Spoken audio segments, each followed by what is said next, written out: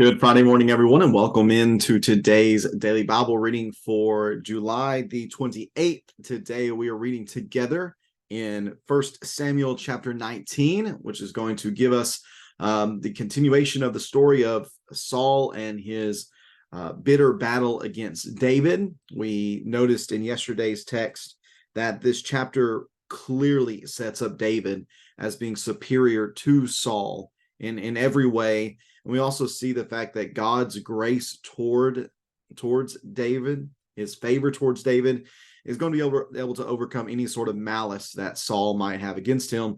And we're going to continue to see that being the case today as we read throughout this text of 1 Samuel chapter 19. So let me get the text up on the screen for us, and we'll begin reading along together here today. 1 Samuel chapter 19, verse number 1.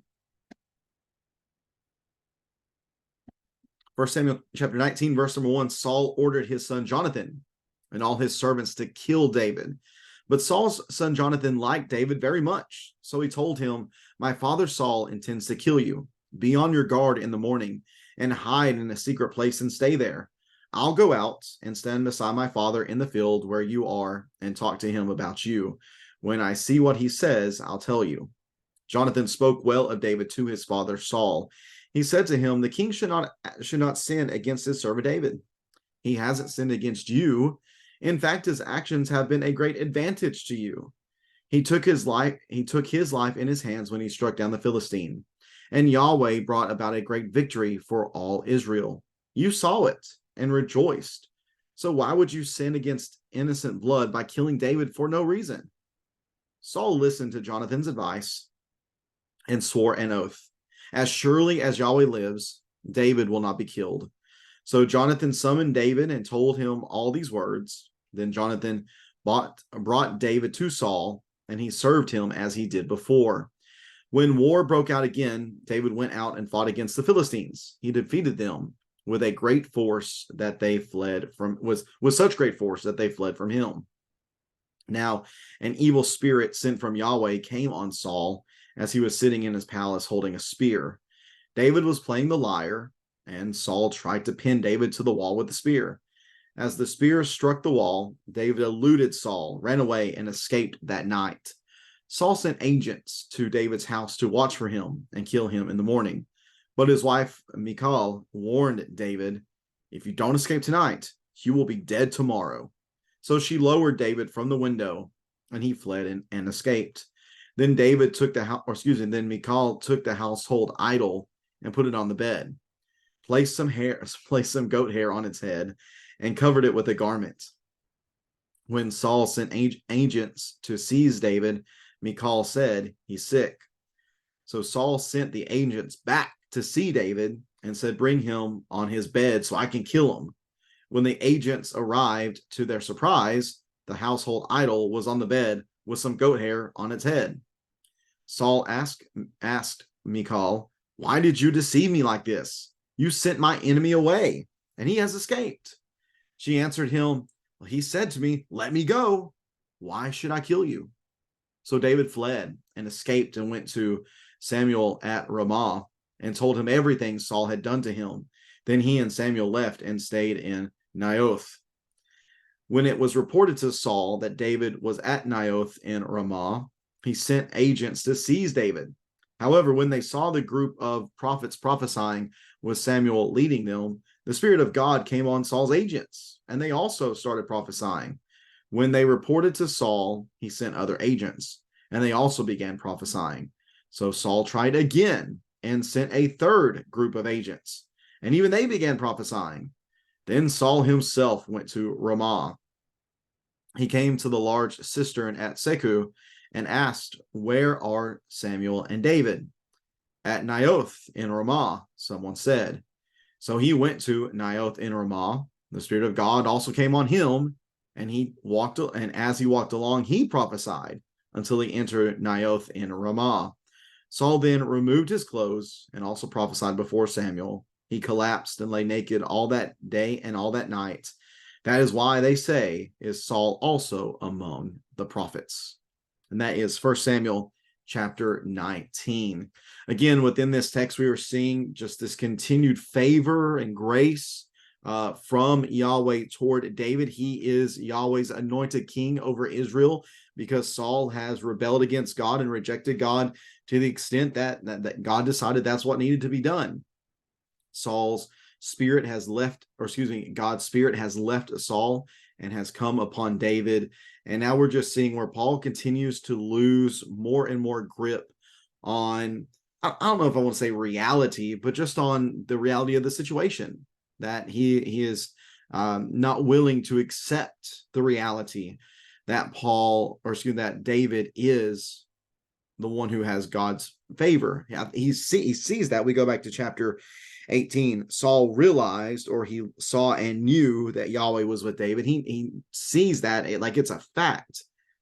But I mean, we've probably known people that they recognize certain things as being facts, but that doesn't mean they're willing to accept them as being true anyways. That seems to be kind of where Saul is, that Saul knows this case, but he's not willing to act, or he's not willing to accept it, and he's certainly not willing to act in accordance with this reality. So his tactics up to this point have been to put David in situations where somebody else could kill him for him. So we're going to put him in battle, let him fight against the Philistines. Surely at some point somebody's going to be able to sneak in a good spear or a random sword jab and take David out, and there his problems will be alleviated. That hasn't worked. So now he's getting very direct, which is why he tells his son Jonathan and his servants that they need to kill David. But of course, Jonathan doesn't want to do that. Going back to the beginning of chapter 18, David and Jonathan have a very close relationship, and this is certainly not something that Jonathan's going to do toward David. And even more so, Jonathan goes to Saul and says, "Why would you kill this innocent person? Why would you kill this person that has done so much good for Israel? Why would you kill this man that God is most certainly with?" Now, I don't exactly know why Saul listens to him, but he swears an oath. He makes this vow that as truly as Yahweh lives, David will not be killed. Jonathan takes his word for it. David does as well, comes back into his service. When we get down to verse number 9, or in verse number 8, we see David's continued success, which I'm sure is inserted here just to continue to remind us that his success just really irks Saul so much that whenever this spirit from Yahweh comes on Saul again, and he's tormented, so David comes in and plays the lyre as he would to try to give him comfort, that he takes this spear, throws at David, by my count, a third time. Because we read about the two other times whenever Saul did this. He did it in, let's see here, verse number 10 and 11 of chapter 18, that he threw the spear twice. He tried to do this. So it seems to be a third time he tries it. This time David does not stick around, because again, he knows at this point, whereas he might have believed that Saul was just temporarily insane the previous times, now he knows explicitly that Saul wants to kill him. So he takes off. He's not going to wait around for what's going to happen. So Saul sends his agents to his house, to David's house, in order to kill him. Michal, his wife, who's also Saul's daughter, ends up sending David away. There's no reason for you to stay here. You're going to be dead by tomorrow if you do. So she lowers him out of the window. He takes off. Then she takes the household idol, or some translations might call it a teraphim, which that obviously causes us to have a number of questions. Why are there idols in David's house? That's something to think about. I don't really have a great answer for that, except that it seems that idolatry had creeped its way into Israel. And that's all I can take away from that. But she uses this, and she puts it in the bed, makes it look like a person, which is the oldest trick in the book. We've all seen that in so many different movies and TV shows, but obviously that's not anything that's new. You even see this back then. And she says David's sick. The agents go back. Saul says, "I don't care. Bring him on his bed if we need to. I'm going to kill him." So she goes back, and they realize that it's all a trick. Well, Saul asks Michal, "Why would you do this to me?" And Michal has a very interesting answer. "Well, he said to me, 'Let me go. Why should I kill you?'" She sets it up as if David threatened her to let him go. But that's not exactly what we saw earlier. So what's the deal here? To be honest, I think Michal's lying. That doesn't surprise me. She doesn't seem to be of the best character. She is Saul's daughter, so it's not a surprise that Saul's daughter's character might be less than stellar. But it really saves her and keeps her from getting in trouble with her dad. Nevertheless, David flees and goes to Ramah, where Samuel is, and speaks with Samuel, informs him about everything that's going on. Of course, didn't have Facebook back then, so David wasn't posting every day about what Saul had done to try to kill him that day. So Samuel needed to be informed about this. In the process of doing that, Saul hears that David has gone to Samuel, so he begins to send agents out that way. Well, when that happens, Yahweh's Spirit comes on them, and they join the other prophets in prophesying. Now, what's going on here? What is this prophecy?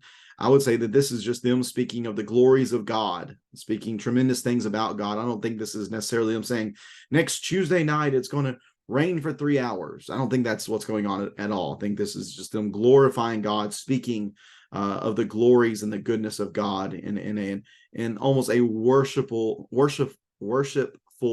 and praise-filled way. Happens with the first group of agents, happens with the second group of agents, happens with the third group of agents, and finally Saul says, well, if you got to do something right, you got to do it yourself. So he goes to Ramah, finds that they are at Naioth, and the Spirit of God also comes on Saul, which is something that we see as a reversal, that it had left him, now it's back. And what does it cause Saul to do? Well, he even begins to prophesy. But we also see in verse 24 that he then removed his clothes and continued to prophesy before Samuel. He prophesied, or he collapsed and lay naked all that day and all that night. And that is why they say, is Saul also among the prophets? Because remember, we go back a few chapters to see where this was the case as well. Whenever Saul was being anointed, let's see, this is chapter 10 and verse number 11. Everyone knew him. Everyone knew him previously and saw him prophesy with the prophets, ask each other, what has happened to the son of Kish? Is Saul also among the prophets? So that thing that is said all the way back in chapter 10 and verse number 11 shows up here again, the same sort of idea. So what's going on with this last portion where Saul is even prophesying? What's up with him being naked? And this doesn't necessarily mean like stark naked and having no thread of clothing on. It could be that he took off his royal clothing, was wearing just his undergarments. That this note or this word could also be rendered that particular way. But I think here it's a sign of humiliation. It's a sign of shame that here is Saul, who is the king, but now he's being identified as not that. He's being identified as someone who has accrued a lot of shame because of his behavior. And he does that in front of Samuel. Now, if you are a careful reader, and if you're really thinking about what we've been reading, this might bring to your mind chapter 15 and verse 35, where it says that Samuel never saw Saul again. So do we have just a blatant contradiction here? That's on the surface, that seems to be the case, but it could be that in chapter 15 and verse 35, it's not that they never laid eyes on each other again, but more so that Samuel never gave Saul counsel again. He never gave him encouragement as king. He never tried to teach him or lead him or to influence him in any sort of way. That could be what's going on here. We know that certainly was not the case, because Saul has basically rejected Samuel. He's rejected God. Therefore, God is not going to bless Saul through the means of his prophet speaking to him. So that's something to take into consideration. How do we reconcile chapter 5, verse 35 with the fact that Saul is standing before Samuel and prophesying and doing it with less than his full amount of normal clothes on? Just something to think about. But here's what we see within this chapter. Really, the main theme of the chapter is God's multifaceted protection of David. Think about all the ways within this chapter that God has protected David from Saul. First with Jonathan, then by Saul being not very accurate with the spear, then Saul's own daughter protecting David in the ways that she did, then Samuel as well protecting David, and God even just bringing the Spirit upon him and protecting David here in this moment. Again, what's going to win out here? God's goodness toward David or Saul's malice? In chapter 18, we see, well, God's favor. Chapter 19, we continue to see God's favor. And you probably have a pretty sneaky suspicion that that's going to continue to be the case. God's favor is going to continue to win out against Saul's malice. And we'll continue to get further details as we read along here in the book of 1 Samuel. We'll be looking at chapter 20 tomorrow, where Jonathan protects David from Saul once again. And we'll continue on in the story as we make our way through the weekend. If you have any questions or comments about this text, please feel free to leave that in the comments section below. And I hope that you'll tune in again tomorrow as we continue making our way through this text. Have a great rest of your Friday, everyone.